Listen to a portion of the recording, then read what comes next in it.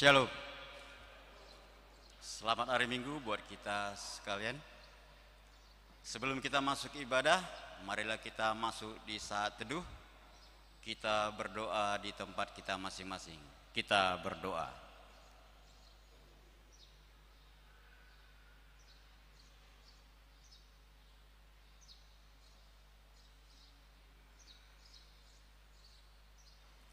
Amin. Kita angkat pujian, kita bernyanyi dari Kidung Jemaat nomor 19 ayat 1 sampai dengan 2.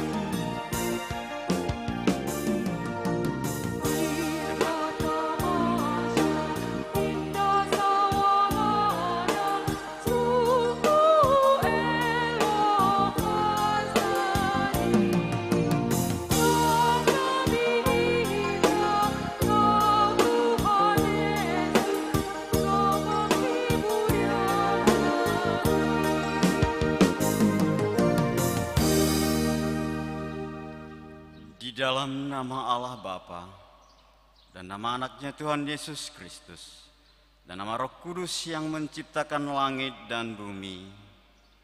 Amin. Engkau memberitahukan kepadaku jalan kehidupan. Di hadapanmu ada sukacita berlimpah-limpah. Di tangan kananmu ada hikmat senantiasa. Haleluya.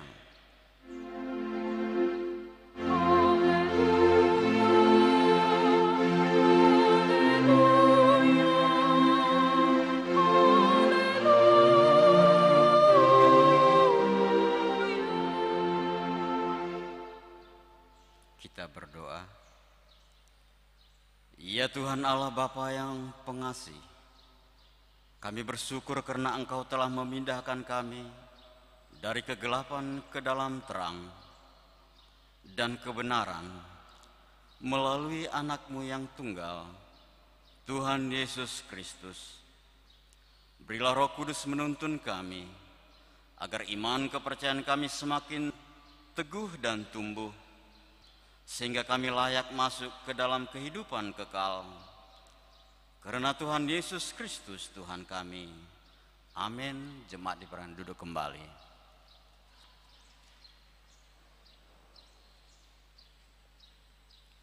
Kita bernyanyi dari Kidung Jemaat nomor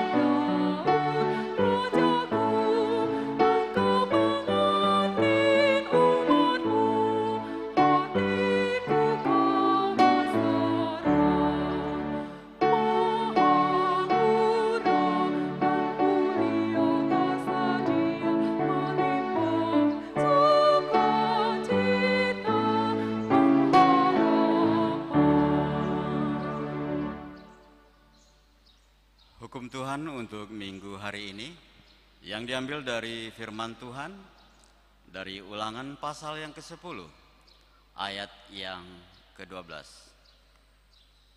Demikian bunyinya.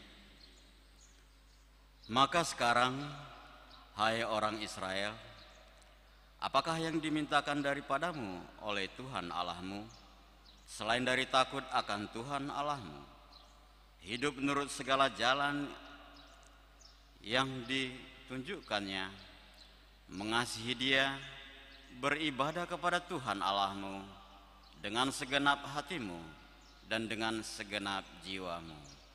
Demikian hukum Tuhan. Marilah kita bersama-sama meminta kekuatan dari Tuhan. Ya Tuhan Allah, kuatkanlah kami melakukan yang sesuai dengan hukum. Amin. Kita bernyanyi dari Kidung Jemaat nomor 358 ayat 1 dan 2.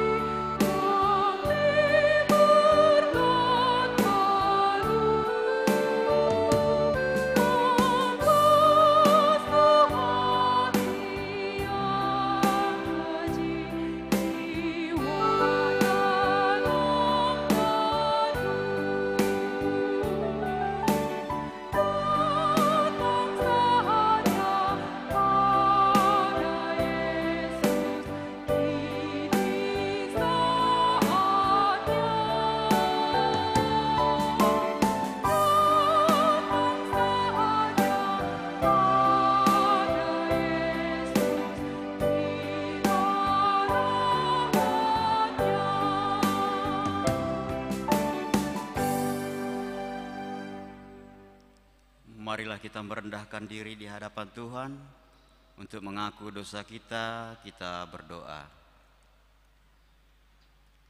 Ya Bapa Tuhan kami di surga, Engkau Maha Kasih dan benar. Berkat-Mu limpah dan kekal selama-lamanya. Kasihanilah kami ya Tuhan. Lupakanlah segala kejahatan dan dosa kami. Kami sering berbuat dosa terhadap Engkau dan membangkitkan amarah-Mu karena kami sering melanggar hukum-Mu. Limpahkanlah kasih sayang-Mu kepada kami dan berkatilah kami dengan pertolongan-Mu. Ya Tuhan Allah, sumber kebahagiaan kami. Ampunilah segala dosa dan pelanggaran kami. Di dalam anak-Mu Tuhan Yesus Kristus Juru Selamat kami. Amin.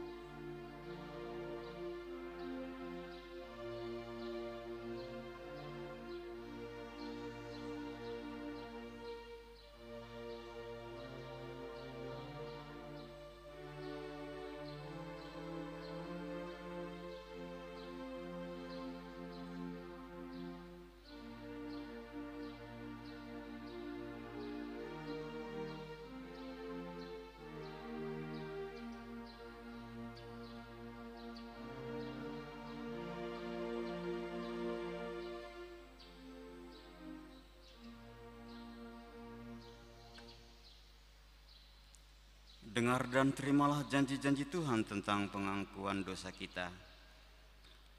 Karena begitu besar kasih Allah akan dunia ini, sehingga Ia telah mengaruniakan anaknya yang tunggal, supaya setiap orang yang percaya kepadanya tidak binasa, melainkan memperoleh hidup yang kekal. Kemuliaan bagi Allah di tempat yang maha tinggi. Amin. Jemaat pada duduk kembali. Kita bernyanyi dari Kidung Jemaat nomor 300 ayat 5.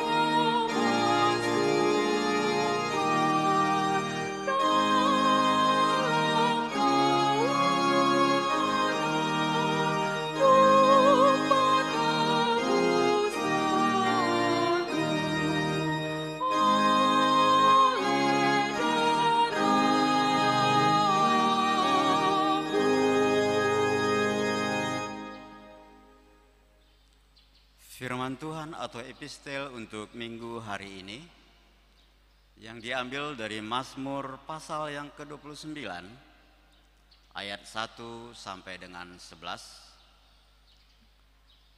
Mazmur pasal 29 ayat 1 sampai dengan 11. Kita membacanya secara responsoria. Kebesaran Allah dalam badai. Mazmur Daud. Kepada Tuhan, hai penghuni surgawi, kepada Tuhan sajalah kemuliaan dan kekuatan. Berilah kepada Tuhan kemuliaan namanya, sujudlah kepada Tuhan dengan berhiaskan kekudusan. Suara Tuhan di atas air, Allah yang mulia menguntur, Tuhan di atas air yang besar. Suara Tuhan penuh kekuatan, suara Tuhan penuh semarak. Suara Tuhan mematahkan pohon aras, bahkan Tuhan menumbangkan pohon aras Libanon. Ia membuat gunung Libanon melompat-lompat seperti anak lembu, dan gunung Sirion seperti anak banteng. Suara Tuhan menyemburkan nyala api. Suara Tuhan membuat padang gurun gemetar, Tuhan membuat padang gurun Kades gemetar. Suara Tuhan membuat beranak rusa betina yang mengandung, bahkan hutan digundulinya, dan di dalam baitnya setiap orang berseru hormat. Tuhan bersemayam di atas air bah, Tuhan bersemayam sebagai Raja untuk selama-lamanya. Ayat 11 kita sama-sama mengucapkannya. Tuhan kiranya memberikan kekuatan kepada umatnya, Tuhan kiranya memberkati umatnya. Demikian firman Tuhan. Berbahagialah orang yang mendengarkan firman Allah serta memeliharanya. Amin. Kita bernyanyi dari Kidung Jemaat nomor 116 ayat 2 dan 3.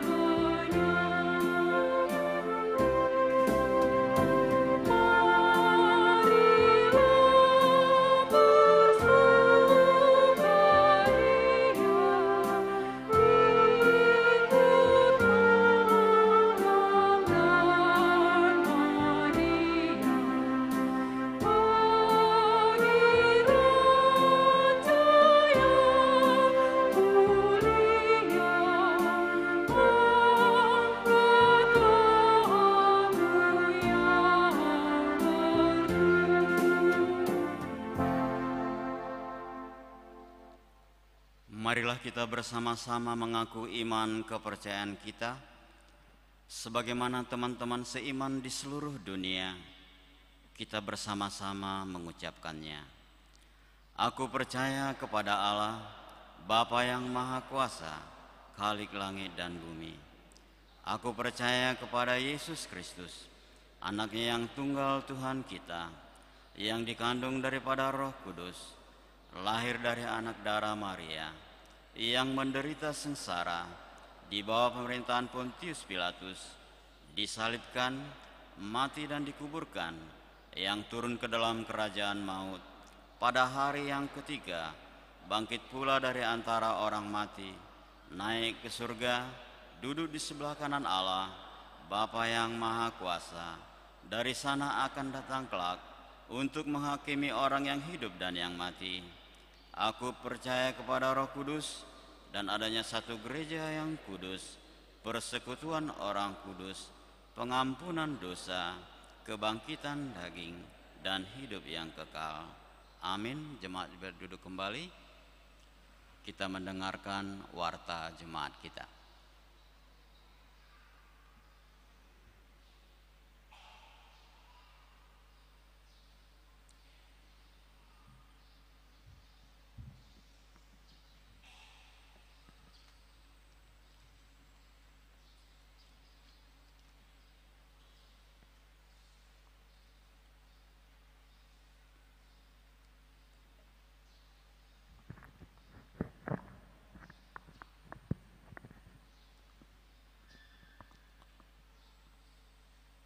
Shalom Bapak Ibu yang terkasih di dalam Tuhan kita Yesus Kristus. Kami dari Majelis Gereja mengucapkan selamat hari Minggu buat kita semua, terkhusus buat Bapak Ibu saudara terkasih yang baru pertama kali mengikuti ibadah di gereja ini. Kami ucapkan selamat datang dan selamat mengikuti ibadah di gereja kita ini. Marilah kita sejenak mendengarkan warta jemaat kita untuk minggu kita hari ini. Yang pertama, nama minggu kita hari ini adalah minggu pertama setelah Epifanias, dengan topik minggu, kehendak Allah digenapi di dalam Yesus. Yang kedua, jadwal ibadah minggu. Jadwal ibadah minggu tanggal 15 Januari 2023 adalah sebagai berikut. Yang pertama, ibadah umum subuh pukul 6 WIB bahasa Batak.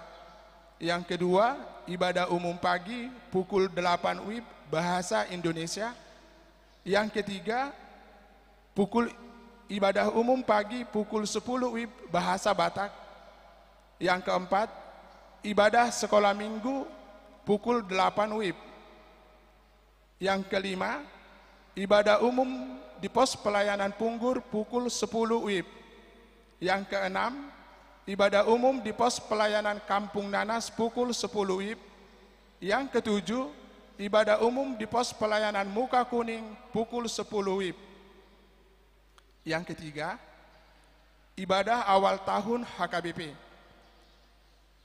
Pada hari Jumat yang lalu tanggal 6 Januari 2023, HKBP mengadakan acara ibadah awal tahun dan launching orientasi tahun pelayanan HKBP di tahun 2023, yaitu tahun profesionalisme, bertempat di kantor HKBP PA Raja Tarutung.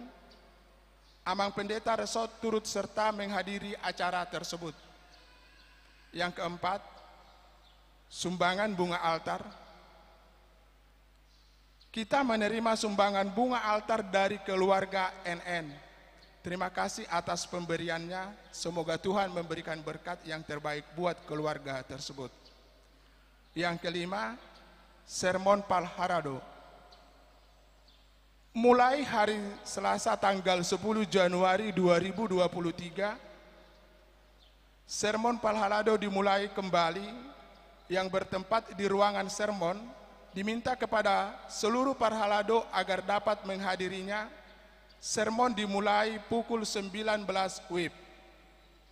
Yang keenam, persembahan Natal keluarga tanggal 23 Desember dan Tahun Baru keluarga pukul 00 WIB.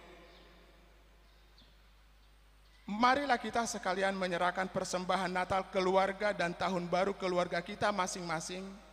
Persembahan tersebut boleh diserahkan kepada Sintua WIB masing-masing atau dapat juga dengan mentransfer ke rekening gereja maupun menghantarkannya ke kantor gereja kita. Yang ketujuh, mohon doa kesembuhan. Mari kita doakan supaya Tuhan Yesus memberikan kesembuhan bagi saudara-saudara kita yang sedang sakit.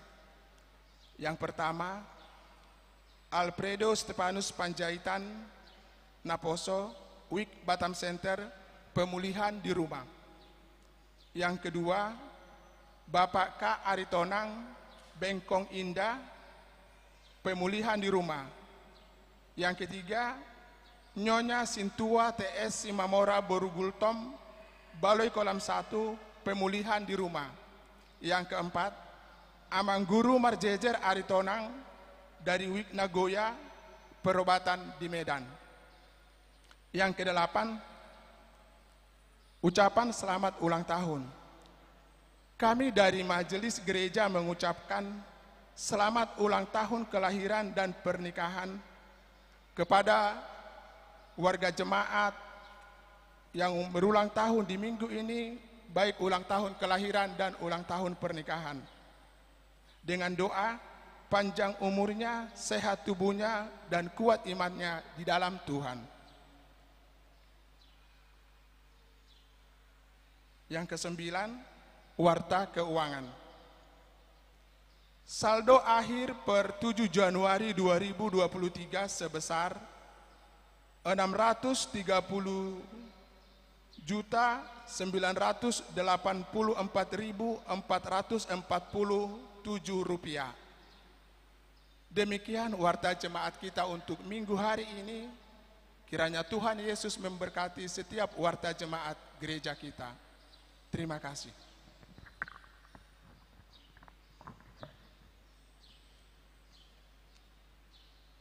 Kita bernyanyi dari Kidung Jemaat nomor 392, ayat pertama dan seterusnya, sambil mengumpulkan persembahan yang terbaik untuk Tuhan, untuk persembahan kantong 1A dan 1B.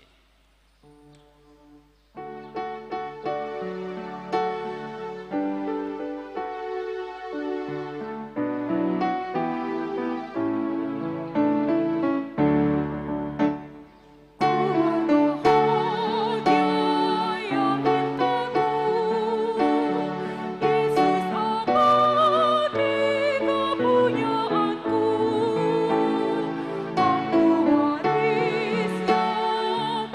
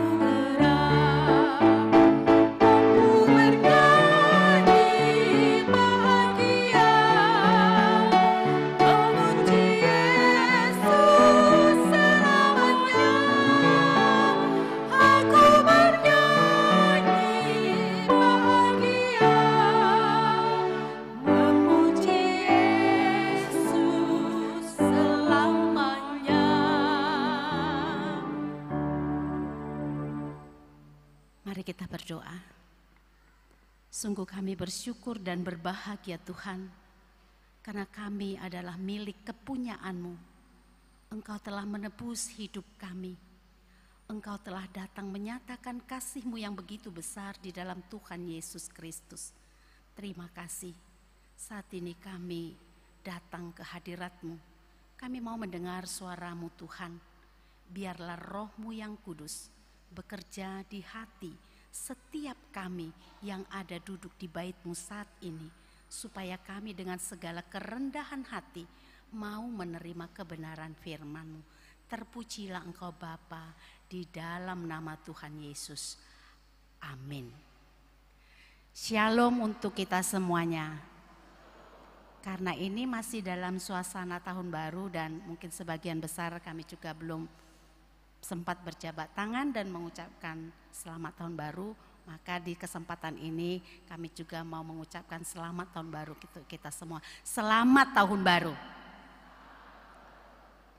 Bapak, Ibu dan saudara-saudara yang dikasihi oleh Tuhan Yesus Kristus, firman Tuhan yang menyapa kita dalam minggu hari ini yaitu minggu pertama setelah Epifanias dan setelah tahun baru juga, yaitu yang tertulis dalam Matius pasal 3 ayat 13 sampai ayat yang ke-17. Saya akan membacakan untuk kita semua, mari kita ikuti bersama-sama. Yesus dibaptis Yohanes. Maka datanglah Yesus dari Galilea ke Yordan kepada Yohanes untuk dibaptis olehnya. Tetapi Yohanes mencegah dia. Katanya, "Akulah yang perlu dibaptis olehmu, dan engkau yang datang kepadaku?" Lalu Yesus menjawab, katanya kepadanya, "Biarlah hal itu terjadi, karena demikianlah sepatutnya kita menggenapkan seluruh kehendak Allah." Dan Yohanes pun menurutinya. Sesudah dibaptis, Yesus segera keluar dari air, dan pada waktu itu juga langit terbuka, dan ia melihat Roh Allah seperti burung merpati turun ke atasnya. Lalu terdengarlah suara dari sorga yang mengatakan, "Inilah anakku yang kukasihi, kepadanyalah aku berkenan." Demikian firman Tuhan. Saudara-saudara yang dikasihi oleh Tuhan Yesus Kristus, dari banyak peristiwa ya dalam sejarah pelayanan Tuhan Yesus, apa yang dia perbuat, begitu banyak sesungguhnya yang mungkin sulit untuk kita pahami, untuk kita terima dengan pikiran akal kita. Dan salah satu peristiwa yang sulit untuk kita pahami adalah peristiwa yang ada di dalam Nats Khotbah hari ini. Di mana tadi ayat itu menceritakan bagaimana Yesus datang kepada Yohanes untuk menerima baptisan. Saudara-saudara sekalian, kita tahu semua ya, kalau Yohanes membaptis, baptisan yang dia lakukan adalah sebuah baptisan pertobatan. Hamubaon nerohan. Yohanes berkhotbah, berseru kepada orang-orang untuk mau bertobat dari kejahatannya, dari dosa-dosanya, untuk menerima pengampunan, belas kasih Allah, dan menyerahkan dirinya lewat baptisan itu. Itu konsep baptisan yang dilakukan oleh Yohanes Pembaptis. Itu sebabnya ketika Yesus datang kepada Yohanes, mungkin itu menjadi salah satu tanda tanya besar untuk kita. Lalu kita mulai bertanya kan, loh, kan Yesus Tuhan. Lalu kenapa Tuhan dibaptis oleh manusia?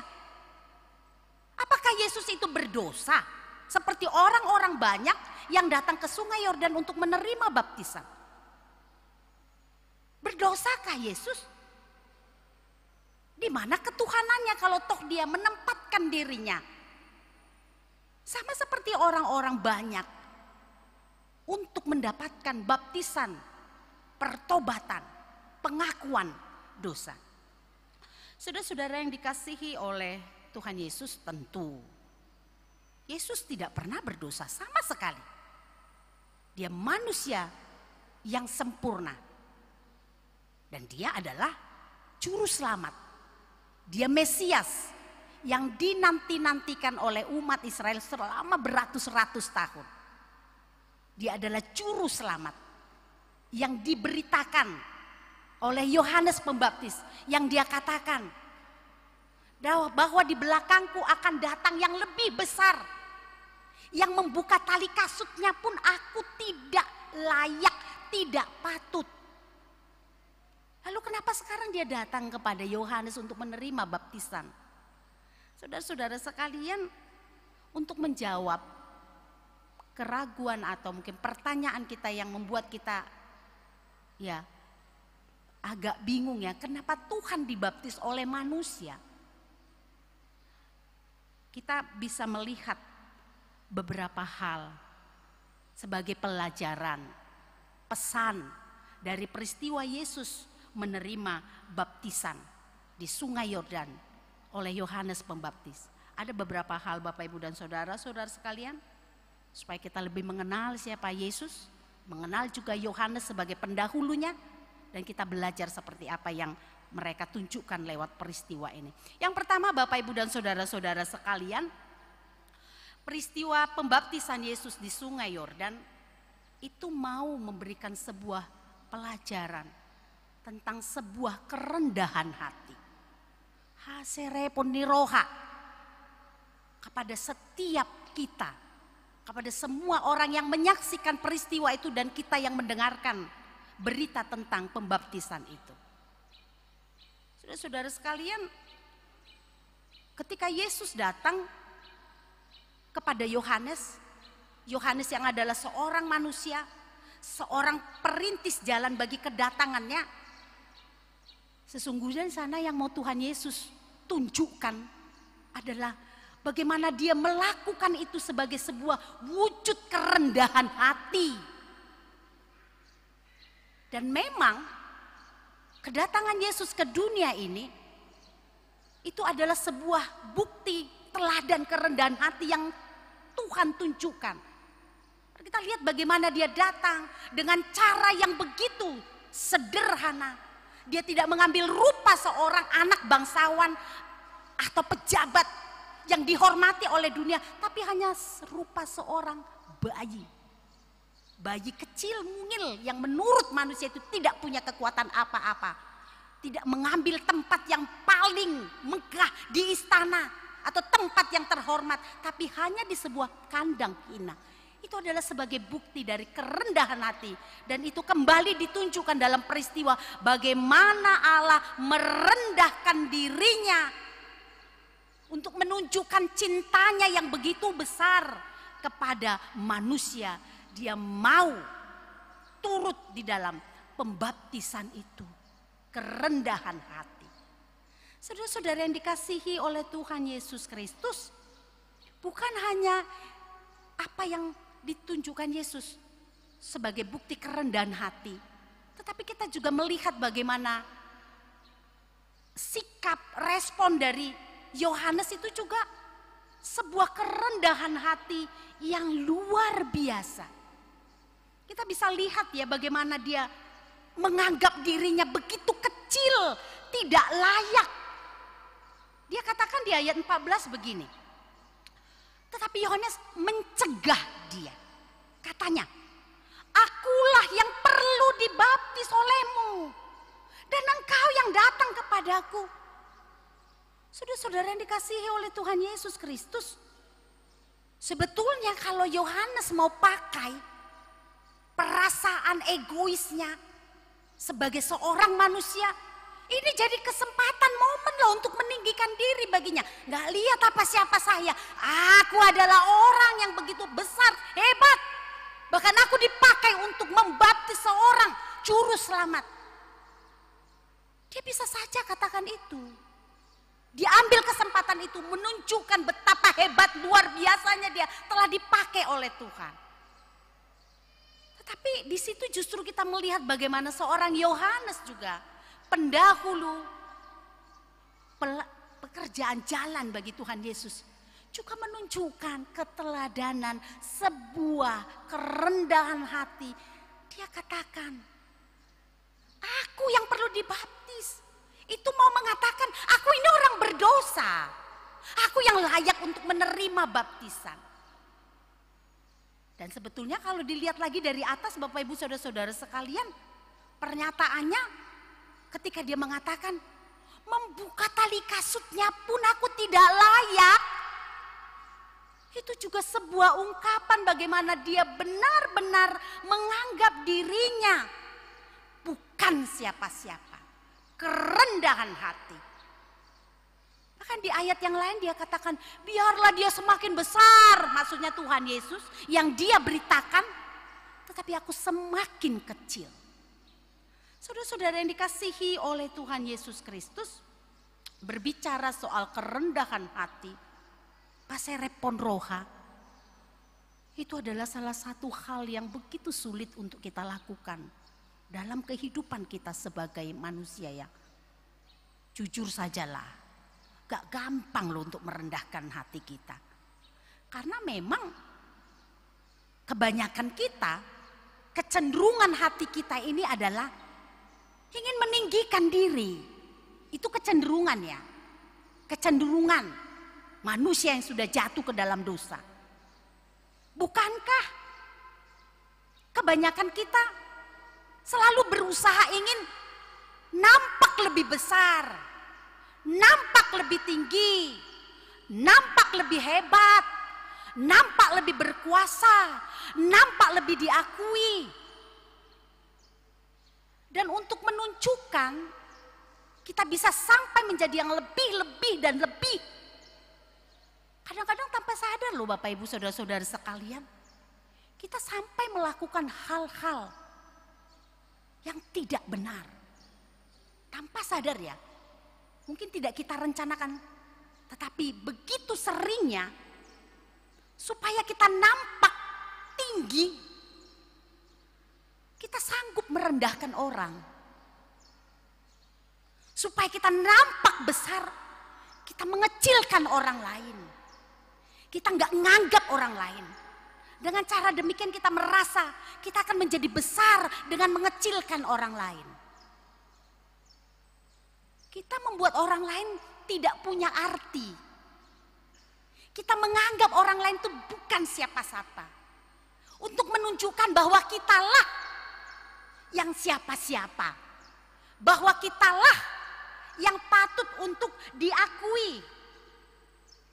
Yang lebih hebat. Begitu sulitnya kita untuk menghargai orang. Begitu sulitnya kita untuk memuji orang. Begitu sulitnya kita mengakui kelebihan orang lain. Dan mensyukuri apa yang orang lain bisa lakukan lebih baik dari kita. Dan kemudian kita bertindak seperti yang saya katakan tadi. Kita mulai ngomong juga ketu sama orang lain. Kita ngomong sepele sama orang lain. Kita kurang menghargai orang lain. Untuk menunjukkan kita. Saya yang lebih besar. Saya yang lebih hebat. Bapak Ibu dan saudara-saudara yang dikasihi oleh Tuhan Yesus Kristus. Hari ini, di awal tahun ini, lewat firman Tuhan hari ini, kita sungguh mau diingatkan, diajak. Mari belajar untuk merendahkan hati kita. Bukan merendahkan diri ya. Kalau rendah diri kan lain cerita. Kalau rendah diri berarti nggak ada kepercayaan diri, minder, malu. Tapi ini berbicara soal kerendahan hati. Tuhan mau mengajak kita. Mari bercermin, mari belajar bagaimana Yesus yang adalah Allah. Dia adalah Raja. Dia sendiri merendahkan hati, merendahkan dirinya, mengambil tempat yang paling rendah supaya kita belajar hal yang sama. Mari kita belajar juga seperti Yohanes Pembaptis. Kadang-kadang mungkin kita punya kesempatan ya untuk bisa menonjolkan diri kita.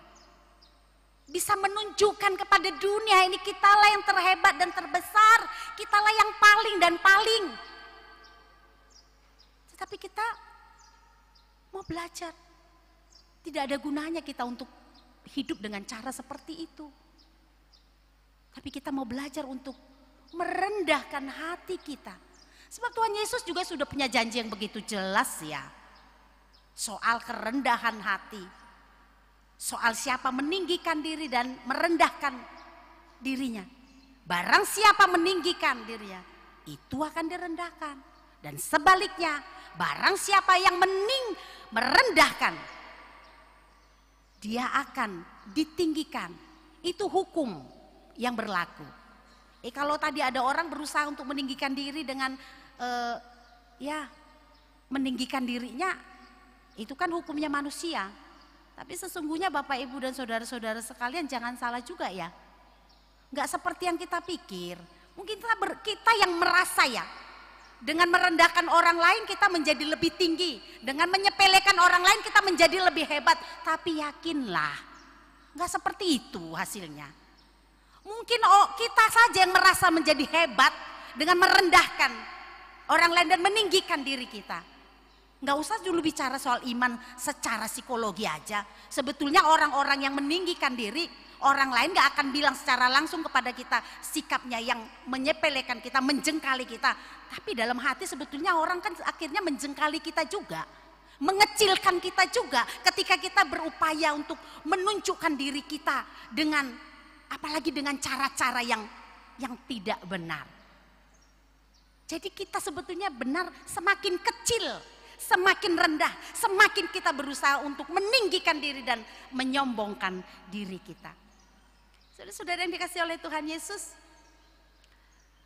banyak orang memang ketika mau belajar merendahkan hati, akhirnya terbentur di rasa takut ya. Takutnya begini, nanti kalau aku merendahkan diri hatiku, katakanlah dulu soal tegur menegur, sapa menyapa. Aku kan lebih tua. Masa aku yang duluan menegur? Aku orang tua. Masa aku dulu sih yang salam dia? Kan aku yang benar. Masa aku sih yang minta maaf? Kan aku pimpinan. Masa kan aku bosnya? Masa aku sih yang harus memulai untuk mendekati? Dan kita merasa takut. Ketika kita melakukan itu kita takut akan jadi kecil. Kita merasa rugi. Kita akan merasa bahwa kita akan menjadi rendah ketika kita merendahkan hati kita dengan melakukan hal-hal baik, mengutamakan orang lain, dengan menyampaikan kata-kata yang baik sebagai bukti dari kerendahan hati kita. Takut nanti dianggap bodoh, takut kita dianggap menjadi orang yang rendah dan orang akan menyepelekan kita. Bapak, Ibu dan saudara-saudara yang dikasihi oleh Tuhan Yesus Kristus, yakinlah seperti yang saya bilang tadi, gak ada ruginya merendahkan hati. Gak ada ruginya. Mungkin kita khawatir dan takut dengan lebih dulu menjadi orang yang mengampuni, lebih dulu menjadi orang yang memulai hal-hal baik, dengan lebih dulu menyapa, menyampaikan salam. Kita merasa jadi lebih kecil, lebih rendah. Tetapi bukan seperti itu. Sesungguhnya justru di situ kita nampak menjadi orang besar. Orang yang mampu mengendalikan diri, orang yang mampu menata hati, orang yang mampu bijaksana dan cerdas. Jadi mari, gak usah terlalu takut, gak usah terlalu sayang bagi kita di tahun ini memulai sikap yang baru, cara yang baru dengan kerendahan hati, supaya kita juga boleh merasakan bagaimana Tuhan bekerja untuk meninggikan kita seperti janjinya. Yang kedua, Bapak, Ibu dan saudara-saudara sekalian, ketika Yesus datang kepada Yohanes di Sungai Yordan untuk memberi dirinya dibaptis bukan karena dia berdosa dan butuh pengampunan, tetapi Yesus mau menunjukkan sebuah solidaritas. Saudara-saudara sekalian, ketika Yesus masuk ke Sungai Yordan bersama-sama dengan begitu banyak orang-orang berdosa, di sana dia mau menunjukkan bagaimana dia mau menempatkan dirinya di antara manusia berdosa. Ketika dia menempatkan dirinya di antara manusia berdosa, itu juga menjadi sebuah tanda dia mau menunjukkan bahwa dia adalah penanggung semua dosa-dosa manusia yang membutuhkan pengampunan dosa, yang membutuhkan pertobatan itu tadi. Yesus menunjukkan solidaritasnya, bagaimana dia mau turut merasakan bagaimana kehinaan manusia yang berdosa, bagaimana beratnya manusia yang di dalam dosa. Jadi ini sesuatu yang benar-benar mau mengajak kita untuk belajar di tahun ini, untuk memiliki sebuah solidaritas yang lebih lagi.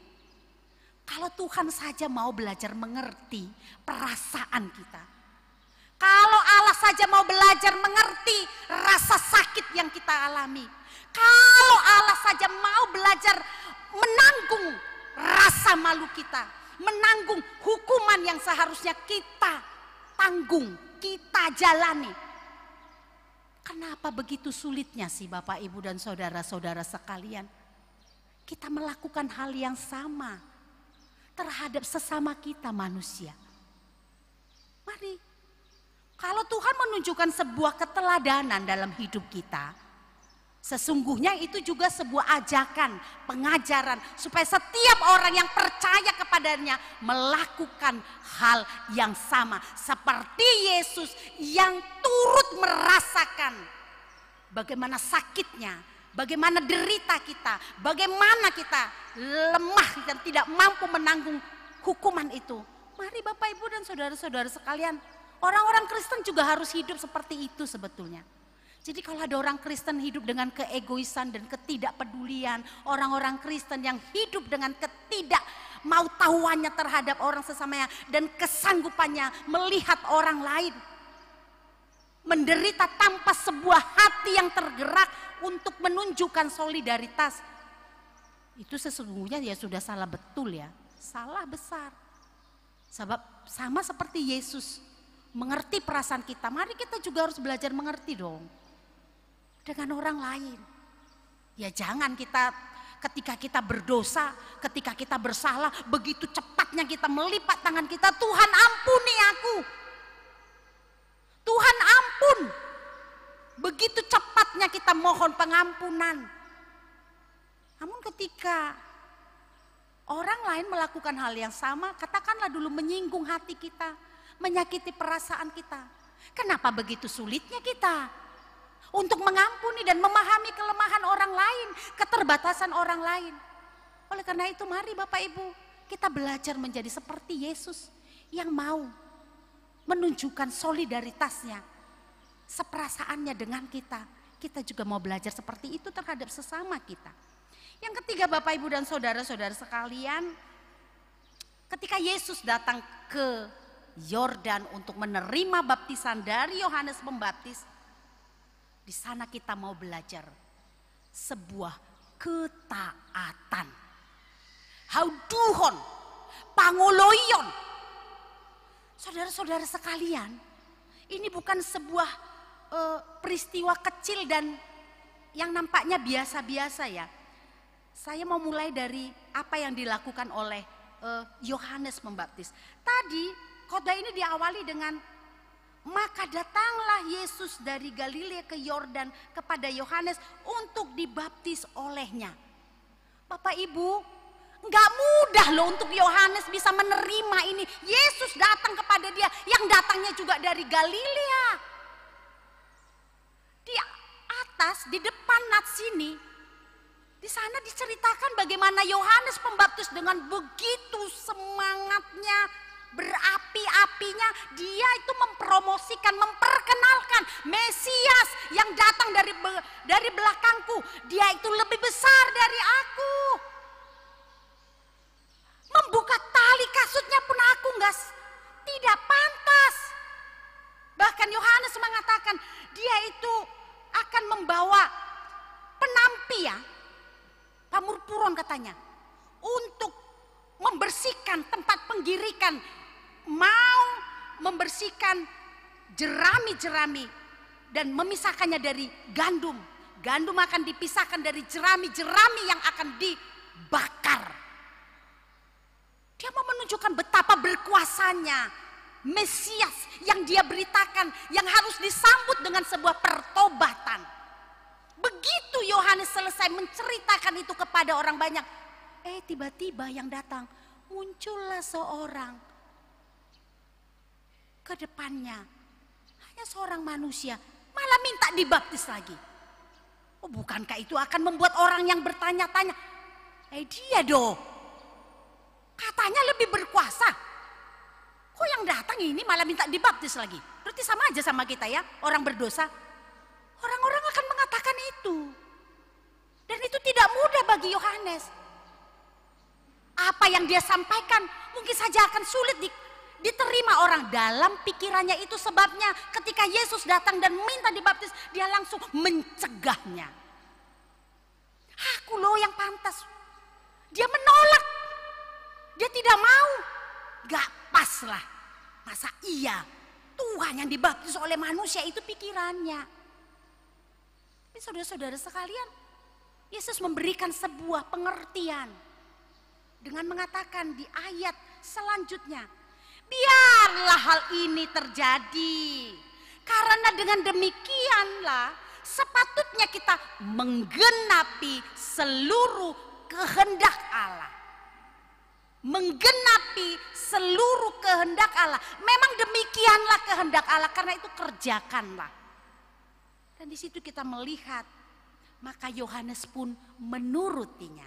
Ada sebuah ketaatan. Dan Yesus juga menunjukkan ketaatannya kepada Bapa. Dia tidak mengatakan, masakan aku harus merendahkan diriku di hadapan banyak orang, di hadapan Yohanes sang pendahuluku yang tugasnya mempersiapkan jalan. Malah dia harus membaptis aku. Itu tidak dia katakan, tetapi yang ditunjukkan oleh Yesus adalah ketaatan menggenapi kehendak Allah. Dan Yohanes pun tidak pakai marsiadu margolgol dengan pikirannya, ngotot dengan pikirannya, masakan aku yang membaptis Mesias yang lebih besar. Tetapi dia memiliki sebuah ketaatan. Bapak, Ibu dan saudara-saudara yang dikasihi oleh Tuhan Yesus, kita mau diajak ya di awal tahun ini bagaimana kita belajar untuk memiliki sebuah ketaatan.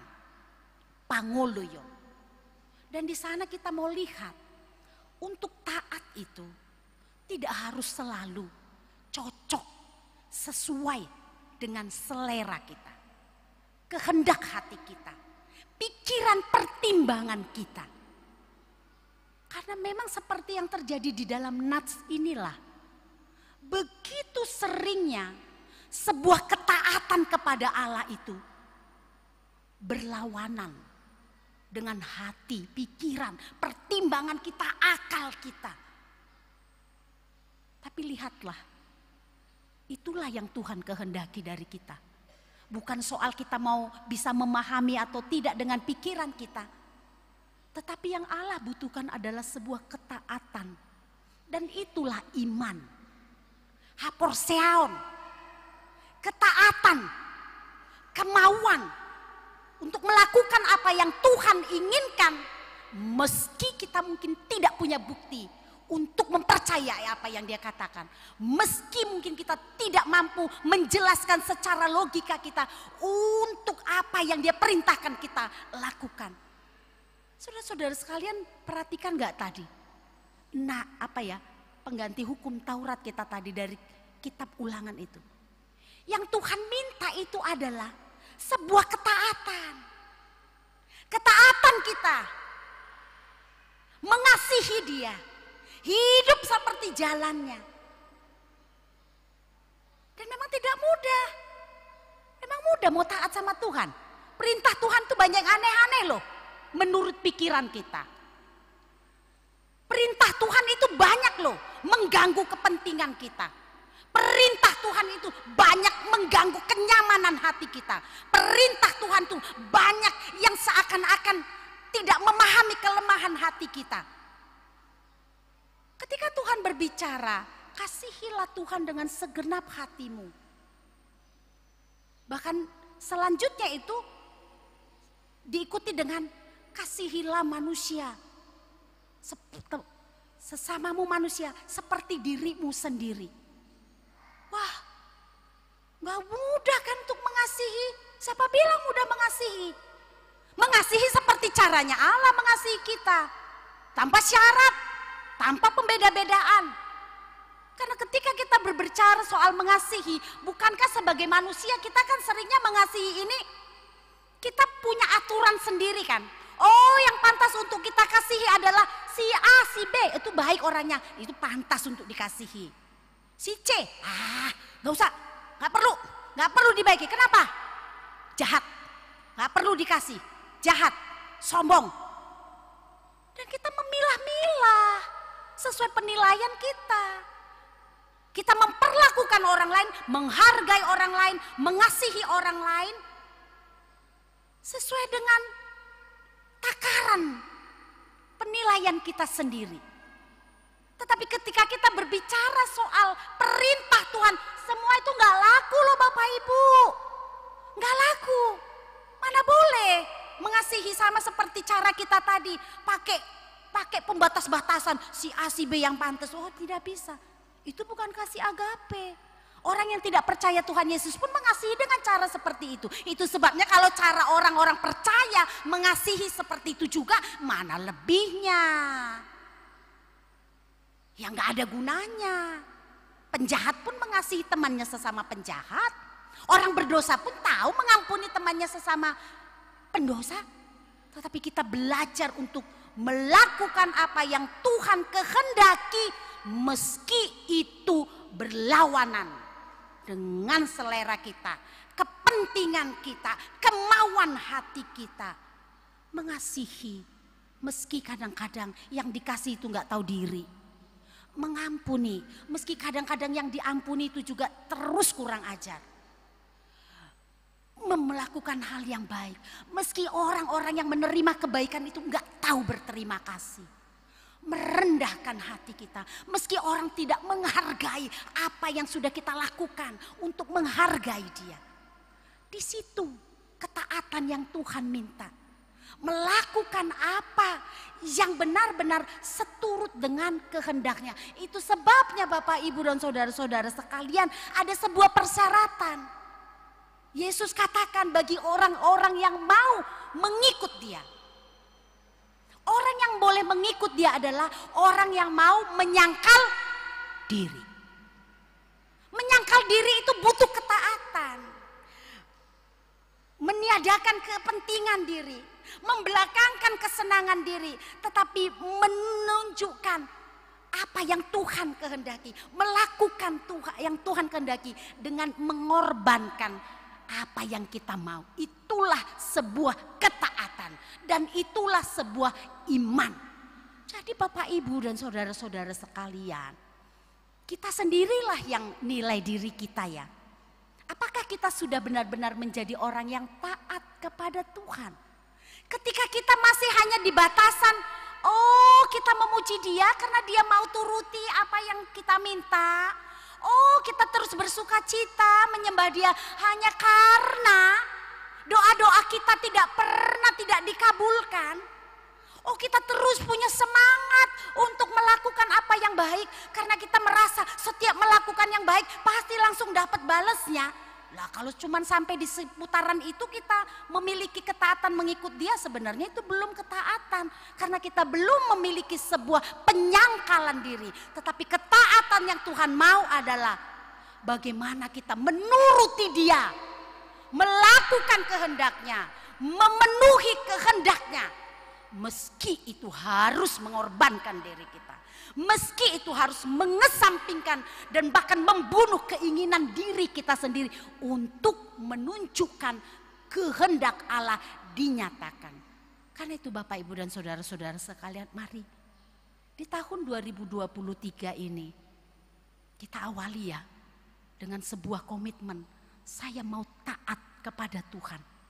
Ketaatan yang sungguh-sungguh Dia inginkan supaya kita benar-benar menjadi seorang yang mengikut Dia dengan setia. Taat dalam keadaan apapun. Kita tidak ada yang tahu apa yang akan terjadi ya dalam 1 tahun ini.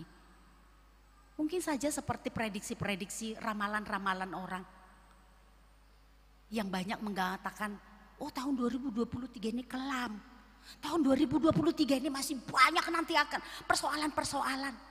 Tahun 2023 ini penuh dengan tantangan-tantangan yang berat. Tapi Bapak Ibu dan saudara-saudara sekalian, kita nggak mau berjalan menurut apa yang orang lain katakan. Tapi kita mau berjalan dengan sebuah ketaatan. Apapun yang terjadi. Apapun yang terjadi. Kita mau belajar hidup terus seperti yang Tuhan mau. Mungkin persoalan masih akan datang. Mungkin kita akan masih menghadapi banyak kesulitan-kesulitan di tahun ini. Mungkin doa-doa kita tidak sepenuhnya terjawab. Mungkin rancangan-rancangan kita tidak sepenuhnya bisa berjalan dengan normal. Akan banyak kendala. Tapi mari Bapak Ibu dan saudara-saudara sekalian, belajarlah untuk taat.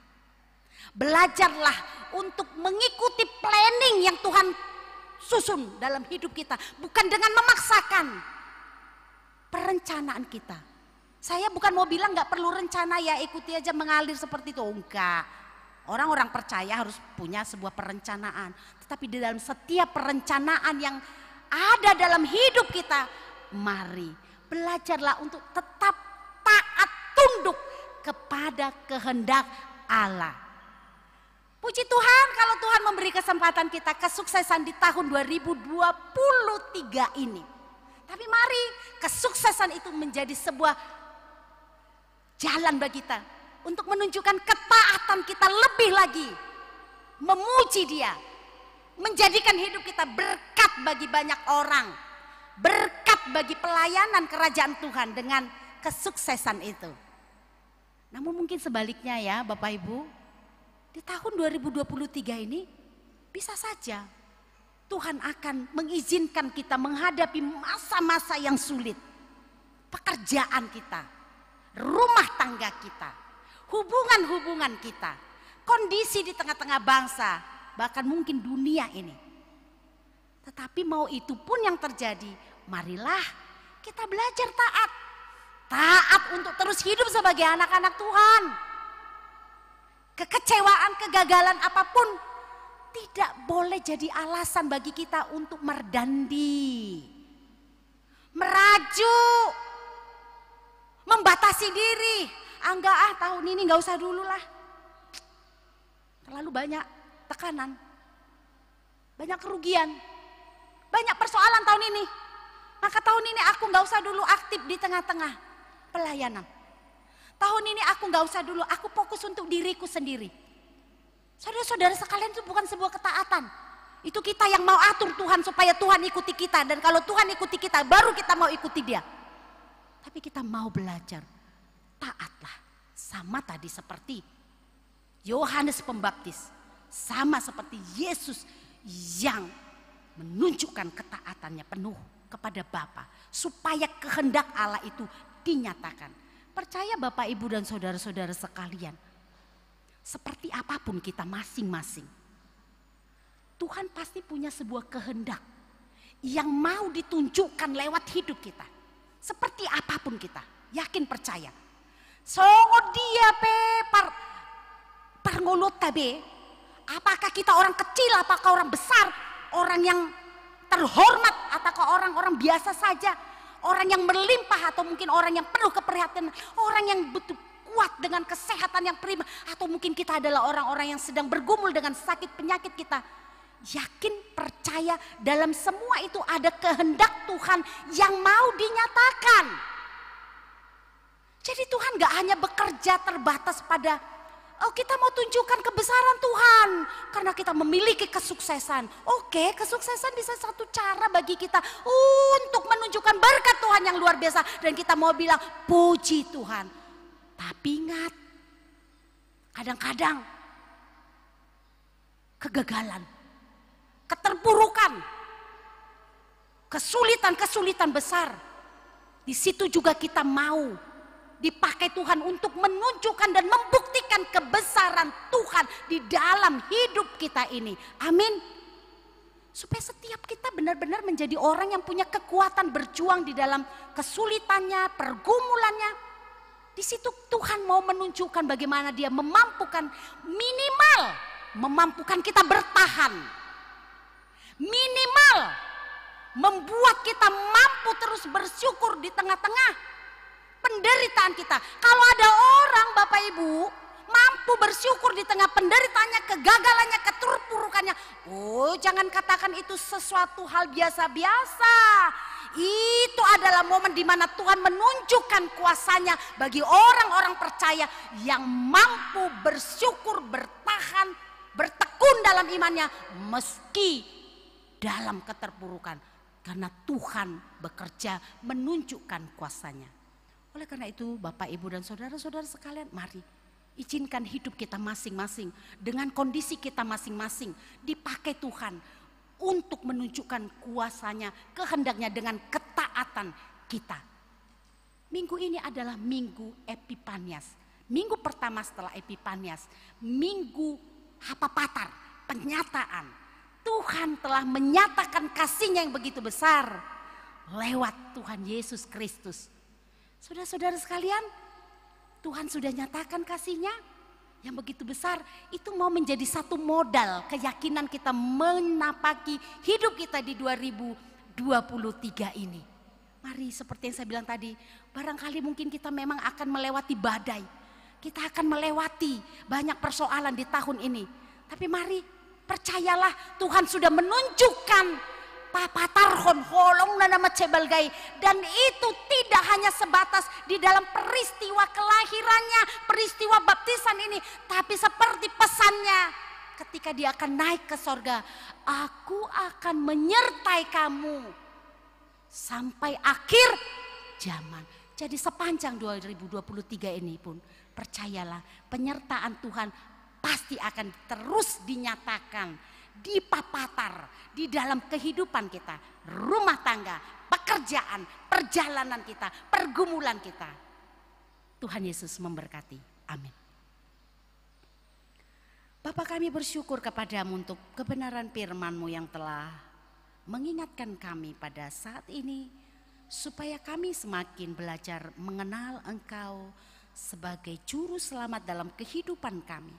Dan kami boleh belajar dari teladan yang Engkau tunjukkan, supaya kami belajar memiliki kerendahan hati, ketaatan dan juga solidaritas terhadap sesama kami, sama seperti yang sudah Engkau tunjukkan kepada kami. Terima kasih Bapa di sorga, berkati kami semua anak-anak-Mu yang sudah mendengarkan firman-Mu saat ini. Biar kami boleh pulang dengan hati kami yang semakin diteguhkan, agar kami boleh menjalani kehidupan kami di tahun 2023 ini dengan keyakinan penuh bahwa penyertaan-Mu Tuhan tidak akan pernah berhenti di dalam kehidupan setiap kami. Dan biarlah Tuhan, setiap kami anak-anak-Mu boleh Engkau pakai menjadi saksi-Mu di tengah-tengah dunia ini. Sebagaimanapun kehidupan kami, biar kami boleh menjadi saksi yang boleh menceritakan kuasa Tuhan, kedahsyatan kasih-Mu yang telah Engkau nyatakan di dunia ini, bahkan di dalam hidup kami pribadi lepas pribadi. Terima kasih Tuhan, berkati gereja-Mu HKBP Batam ini, berkati seluruh jemaat-Mu semakin bertambah di dalam iman, semakin dewasa dalam menunjukkan buah-buah pertobatan dan buah-buah imannya. Berkati setiap orang yang mungkin sedang menyaksikan ibadah ini secara live streaming, Tuhan memberkati mereka yang beribadah dari rumahnya. Tuhan memberkati setiap anak-anak-Mu yang tidak bisa datang karena sedang terbaring sakit. Tuhan sembuhkan setiap yang sakit. Tuhan berikan juga kami yang hadir ini pengharapan bagi yang sedang berputus asa, penghiburan bagi yang sedang berduka dan bersedih, kekuatan bagi yang sedang lemah, keyakinan teguh bagi yang sedang berputus asa. Tuhan berkati kami. Terpujilah Engkau Bapa dalam nama Tuhan Yesus. Amin. Kita kembali bernyanyi sambil mengumpulkan persembahan kita.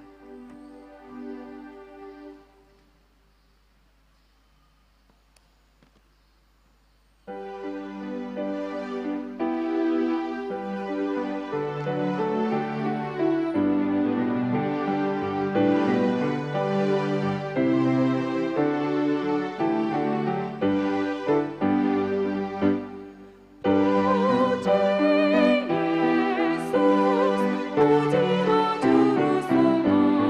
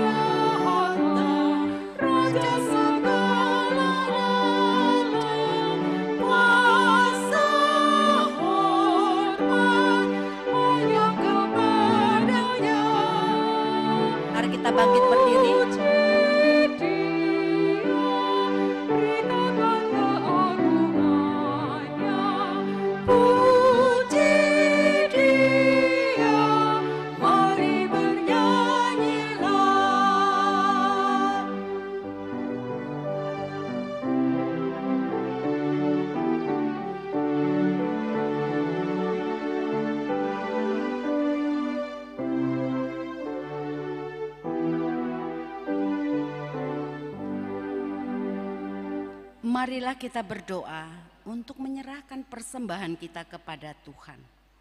Ya Allah Bapa kami yang di surga, kami mengaku bahwa Tuhan adalah sumber dari segala karunia yang melimpah dalam kehidupan kami masing-masing. Sebagian daripada karunia itu kami serahkan kembali sebagai persembahan kepada Tuhan. Terimalah dan berkatilah persembahan umat-Mu ini, agar dapat kami pergunakan untuk pekerjaan dan pelayanan kerajaan Tuhan di dunia ini. Bukalah hati kami untuk mengenal betapa banyak berkat dan karunia yang kami peroleh dari Tuhan, supaya kami senantiasa bersyukur kepadamu di dalam nama Yesus Kristus Tuhan kami. Amin. Tuhan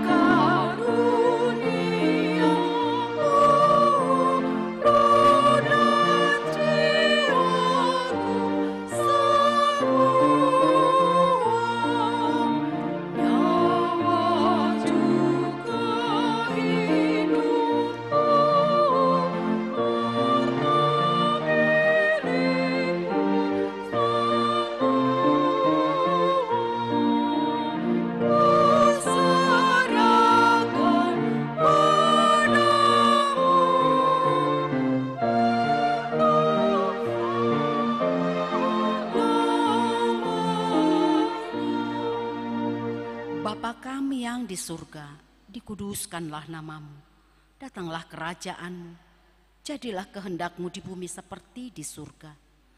Berikanlah kami pada hari ini makanan kami yang secukupnya, dan ampunilah kami akan kesalahan kami, seperti kami juga telah mengampuni orang yang bersalah kepada kami. Dan janganlah membawa kami ke dalam percobaan, tetapi lepaskanlah kami daripada yang jahat.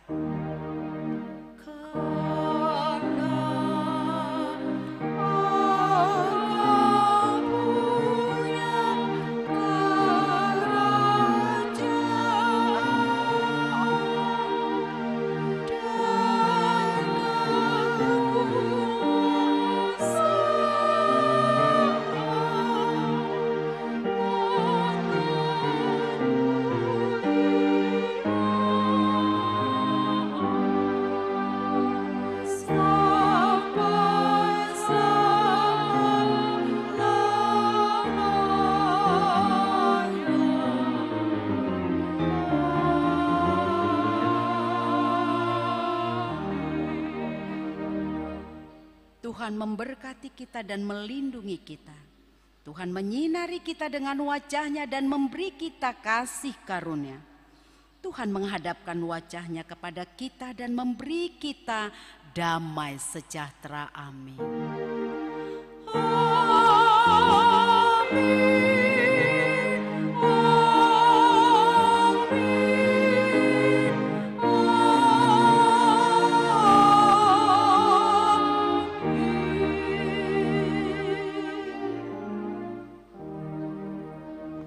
Selamat hari Minggu untuk kita semua.